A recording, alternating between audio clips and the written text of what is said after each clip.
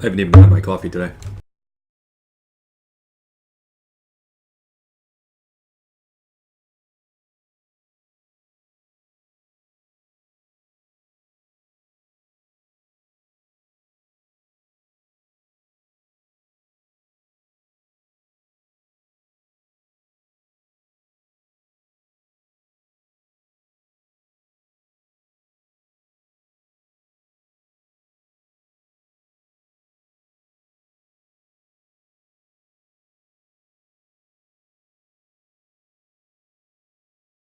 Okay, so I don't think there's much more to say about the last drop. So I'm going to go ahead and look up what we have coming up next. And also get a score ticker on this stream.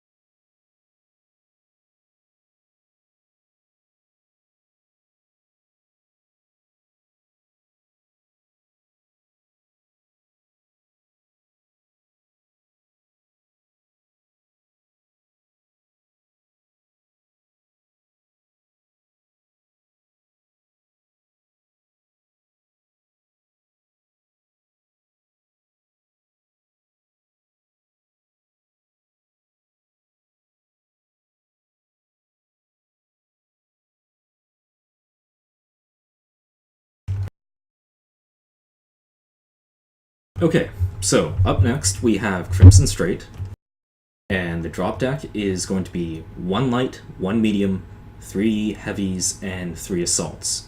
So this is again a very heavy drop deck. It's actually slightly heavier than what we had last time, because we only had 2 assaults, 4 heavies, and 2 lights coming out of that 500 ton. So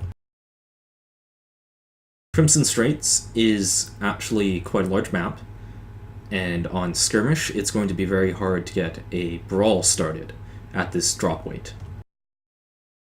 So I do not expect that we will be seeing a lot of brawling assaults, so that's going to rule out DDCs. I believe what we're going to be seeing is Dragon Slayers again.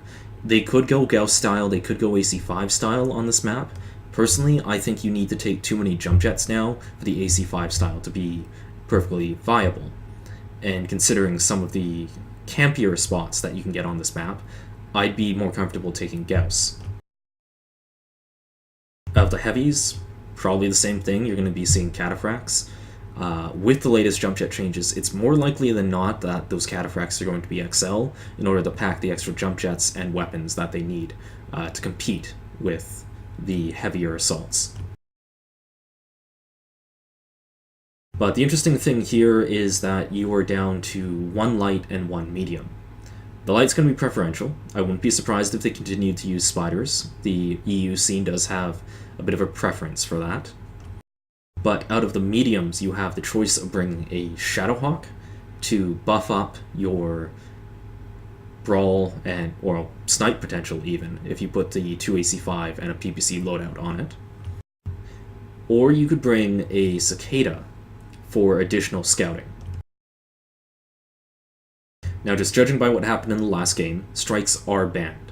So one of the benefits of bringing, say, another Cicada is having another fast-moving mech that can find the angles to be putting down good strikes and wear your opponent down.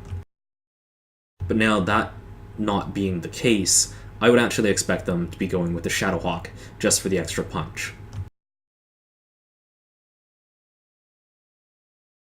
And like the Cataphract, after the latest jump jet change, the Shadowhawk, if it's going to be doing a lot of jumps, requires 4 or 5 jump jets, and in order to fit that in, it's going to probably require an XL engine. So it's going to be a little more fragile to its torso than it used to be in the past, but that's kind of okay, because a lot of teams now, especially with the Shadowhawk, they used to always go for its legs just because it couldn't shield that. But with fall damage and all that adding up, even more teams have been just focusing legs on everything. So it does kind of give you that dilemma of, do I shoot the torso because it's an XL, or do I shoot the legs because that's what's going to be most consistent to kill it. The other factor is that a lot of people put ammo in the legs, and if you go for legs, you get a lucky ammo explosion, and that mech goes down in about half the time. Of course, knowing that, some teams have started taking ammo out of legs, but I can't say what teams are doing here.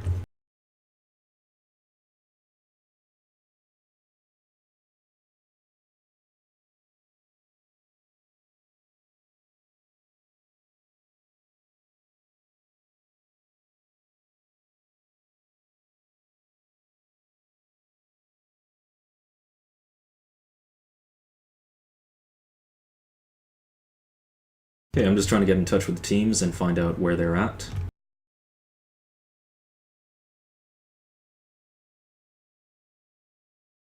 Let's pull up the map on Smurfy and have a look here.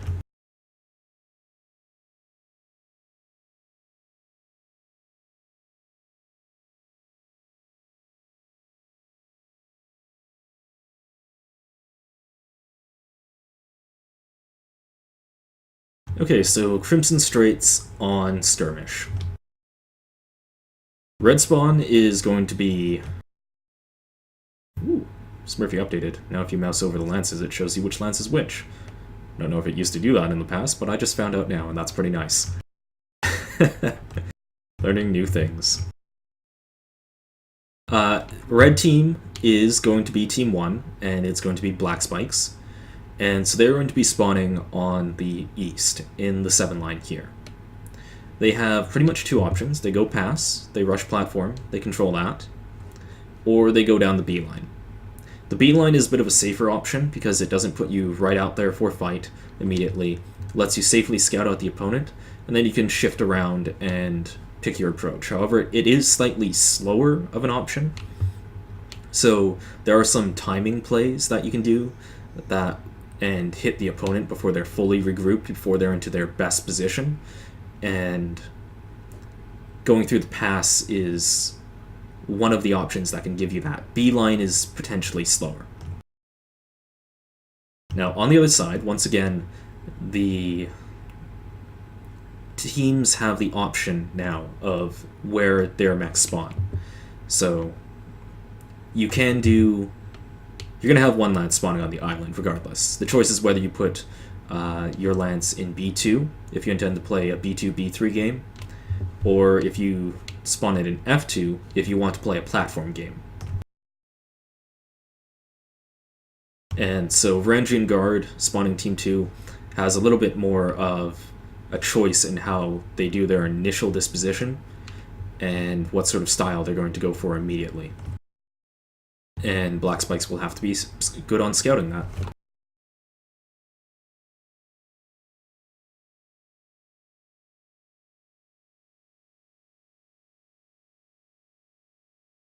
Other than that, the key features on this map are the platform here.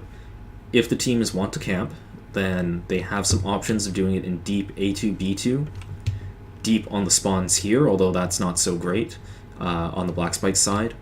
Or one of the more common ones is doing it on the island. And what that does is it gives you about a 700 meter approach where anything rushing you has to do it through just open terrain. And one of the better ways to actually break this island cap is with strikes, but there aren't any. So if Black Spikes is going to have to be aware and bring some sort of ranged answer to the island camp, on the off chance that Varangian Guard decides to do that. All the other positions on the map, you do have lots of buildings and cover that you can use to slowly advance up on it and break it. But the island is unique in that aspect, in that you're going to have quite a bit of a rush. So I'm just going to go check on what the teams are up to.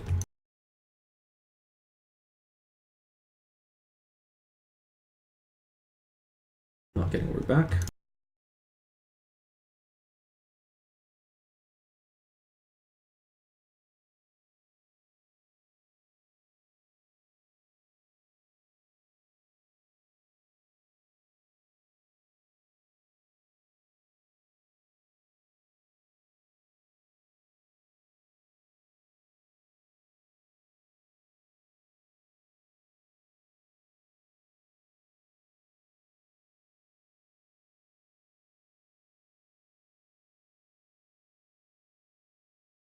When in doubt, click the spectator tool and find out they're already in game. God damn it, people.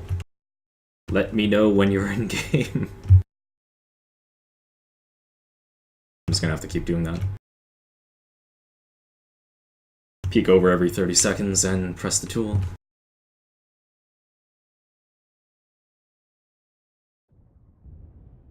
And we are joining in late. It looks like Varangian Guard is regrouping over here on the 3 line.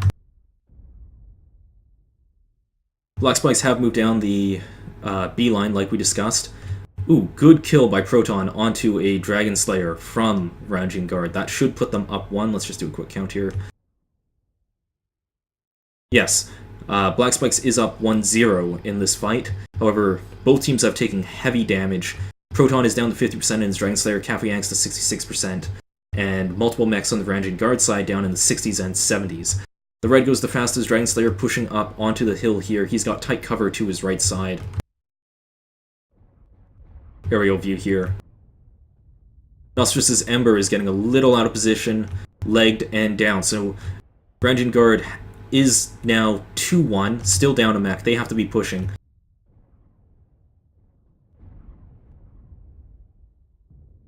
It's looking like they've got a better spread, and a slightly better position, I'd say, with these mechs on the hill, able to shoot down on them.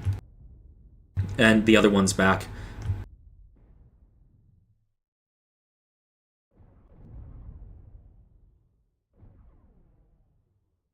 Black Spikes is rotating back into a defensive position. It is tied 2-2 now.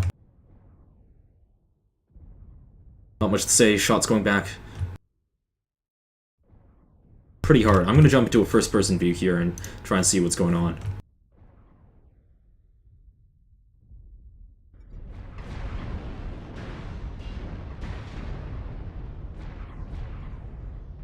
Cobran's Dragon Slayer had its PPCs critted out from his right torso as soon as it was opened up.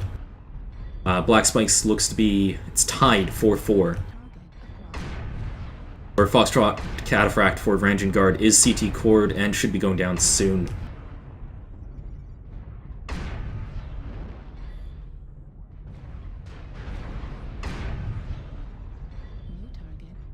And even though Cobran is open with his right torso, and he's lost his PPCs, the AC5s represent a decent amount of DPS, and the rest of him is fresh enough that he can be stepping up and taking some of the damage here.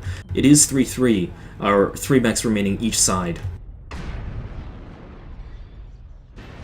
Cobran picks up the kill on the CT of that Cataphract, putting him up. Oh! Man, he just got taken down hard off that right torso.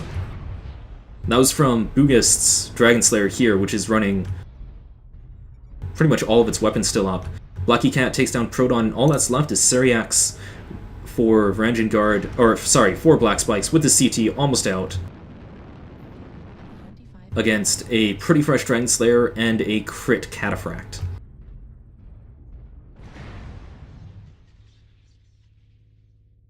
And with that flanking shot, Blacky Cat's Cataphract takes down siriothrax, sealing the win for Varangian Guard. Varangian Guard is now up 2-0 in this best-of-5 series. Man, Varangian Guard is looking pretty confident in today's matches. They won with a mech DC'd, and now they pulled out a very close urban brawl. Despite mispositionings on some of their lights getting caught out and focused. It looks like both lights had a hard time getting into this fight and actually getting some damage done. Nostrus's Ember, only 59 damage, as we saw there. He ran across the front of that when nobody else was getting shot at, and easy peasy focused. Slim Shady's Spider, only 68 damage as well. I imagine something similar happened to him off on the side.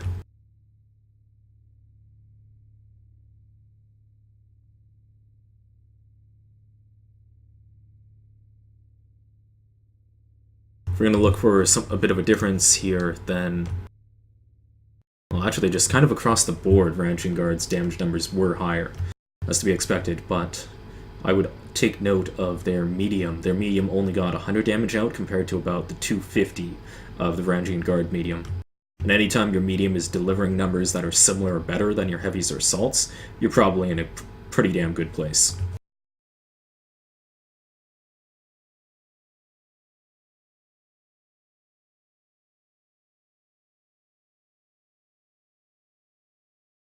Okay, guys, so this is what I'm going to do. I'm going to have the social menu up. I'm going to be watching this like a hawk.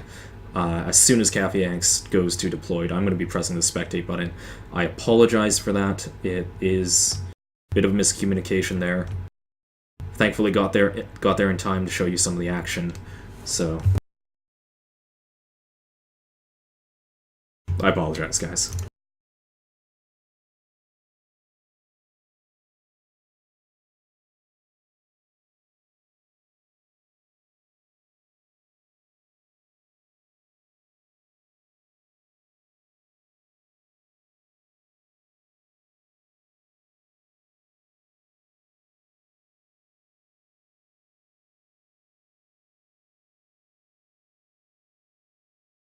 Okay, so having missed the beginning part of that drop, I can't really say what the opening movements were like.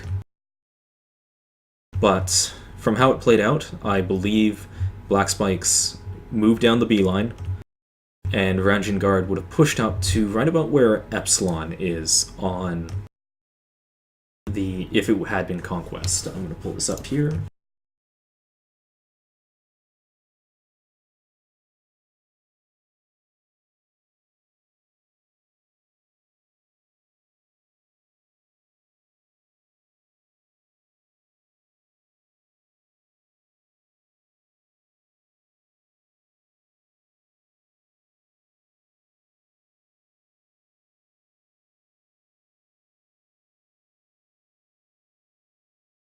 Okay, so what I'm expecting to happen is that Black Spikes regrouped, moved down B line, got up to this lip overlooking the lake, and Varangian Guard had pushed sort of up towards Epsi, and I believe that's where the majority of the initial fire could have been exchanged.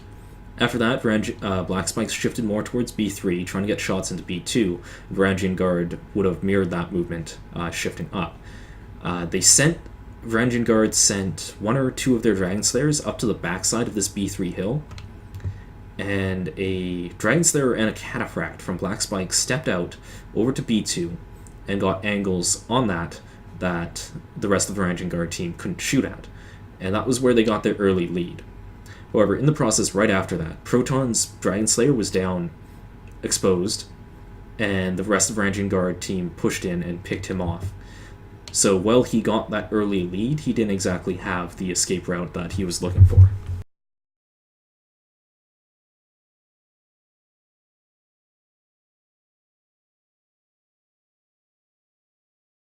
And after that, Varangian Guard did a good job of just slow playing it, moving up on the hill, getting shots in. They knew that they were in a decent position given the amount of damage they had done to Black Spikes. They had a UAV up as well, and that allowed them, as soon as they crested, they had their targets pre-acquired. And so I think a lot of that mid-game momentum they got was from the UAV, was from being able to counter-snipe the Black Spikes team jumping, because they would have seen before Black Spikes cleared cover exactly where they would be. And so they would have those shots pre-aimed before Black Spikes could even see and get their own shots off. They'd be getting pummeled in the face. And so a UAV in the heat of a close battle like that can be quite a decisive tipping factor. And that's why one of the duties for lights is to keep your eyes to the sky whenever you've got a moment and just burn those UAVs down. And you've got to be calling that.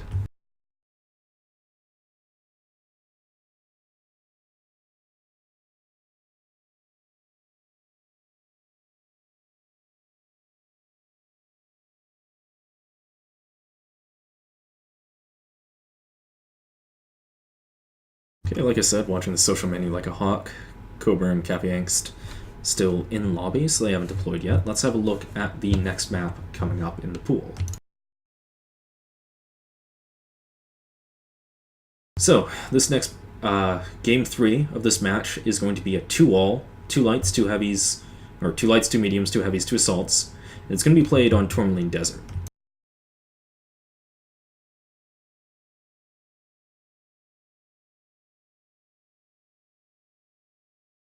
Tourmaline's one of the larger maps, and unlike Alpine, it's got a good deal of cover, pretty much everywhere.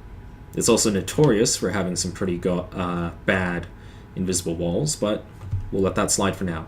Note, PGI, please fix invisible walls. But what that means is on Skirmish with 8v8, there are many options for where you set up. The stage area here and the ring, which are the most commonly used in PUG games, are still viable. However, you have options to set up back here in D3, D4. You can set up along the F7, G7 ridge. That's one we've seen. We haven't seen a team set up in C7, C8 yet. Nor have we seen them set up in H3, H4. But Black Spikes is up against the wall. And it's a best of 5. And if this game draws, then it's not replayed. It's just tallied down as a draw. So they're going to have to look for a win on this one.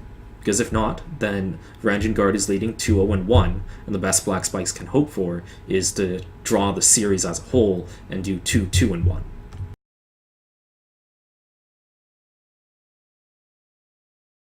So I imagine right now there is quite a bit of discussion and planning going on about how exactly they want to tackle this, what they've been doing wrong, etc., and trying to put corrections in on the fly.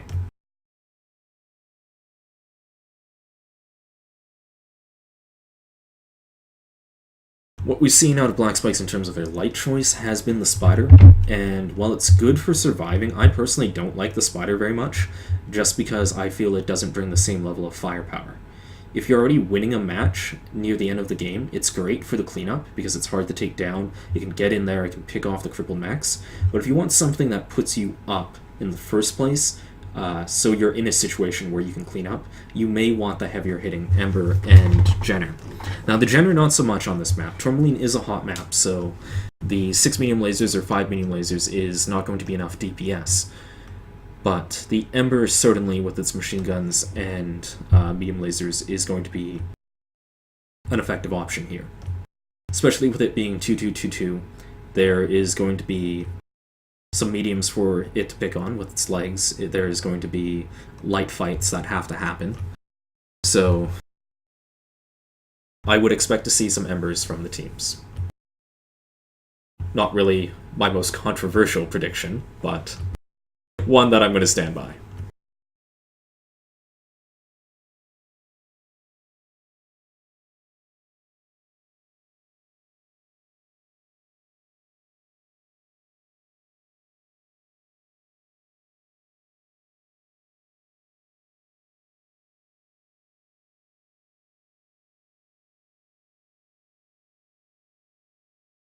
In terms of what else we'll see, I honestly can't say. I'm looking forward to it.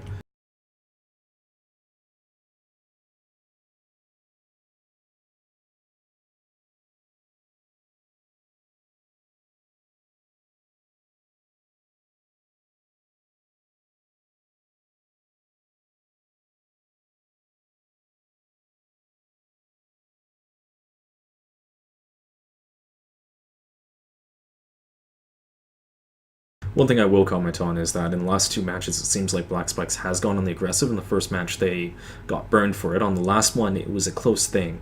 So I'd be interested to know if they're going to try and push that and make the aggression work, or if they're going to try to play a slightly slower style that they might not be used to. Okay, now it looks like Coburn and Cafe Angst are deployed. We are going to hop into this. There we go.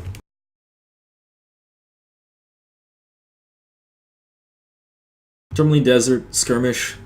VRGD is up 2-0 in a best of 5. Black Spikes is going to have to find some way to pull this back and win this 8v8 2-2-2-2 on Tourmaline Desert.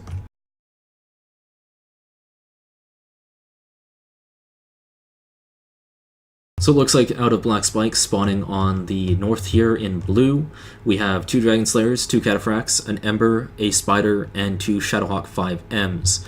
I'm pretty sure those 5Ms are going to be fit with 2 AC5s and a PPC. Coming out of the other side, we have, again, 2 Dragon Slayers and 2 Cataphracts, but they've gone with 2 Spiders and 2 Shadowhawk 2Hs. So let's have a look at what these fits bring.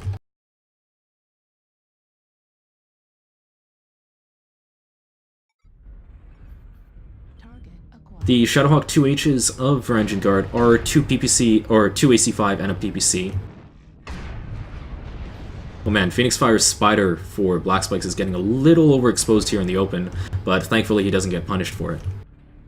The reason why I'm surprised that... at the 2H is because its max jump jets is, I believe, 3.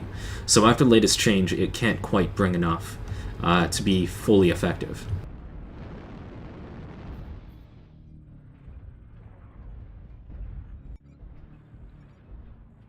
Like, if you look at this position here, Phoenix Fire's Spider is way out here, and he's liable to get picked off. He is already... Where did my mouse cursor go? Down to an orange leg and an orange CT. He's got lights on him. This is a bad spot, considering how caught out he is. However, the rest of his team recognizes this. They are pushing up through the ring, and just trying to get him a bit of backup here.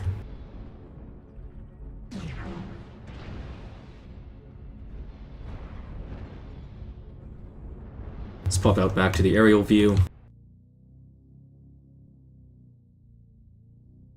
Both teams have UAVs up, so they should have a decent idea of the other team's positioning. Varangian Guard is dropping back, aware that Black Spikes is pushing.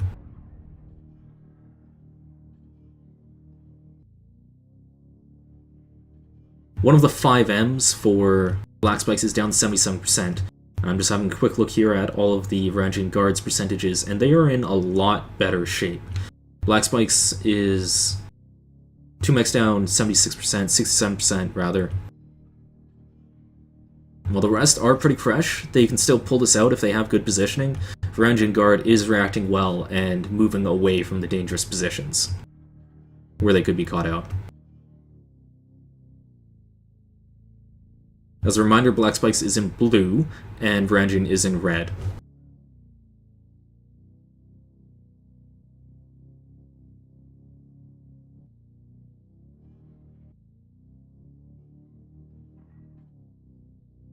Varangian Guard has dropped back to the right side of the ring. They've pulled back to the high ground positions, and while they've got a bit more of a spread,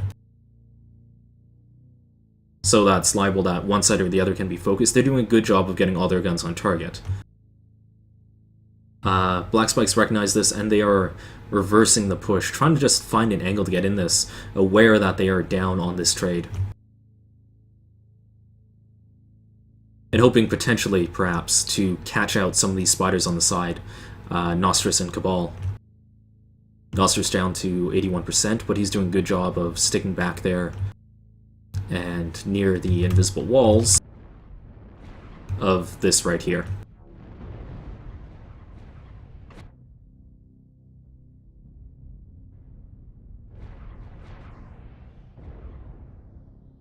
Now Black Spikes is pushing out in full, trying to get some work done, but I believe Varangian Guard's position here is a little too strong.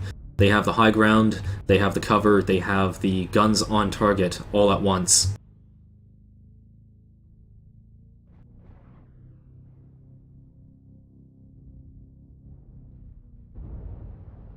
No mechs going down yet, but quite a bit of damage being exchanged.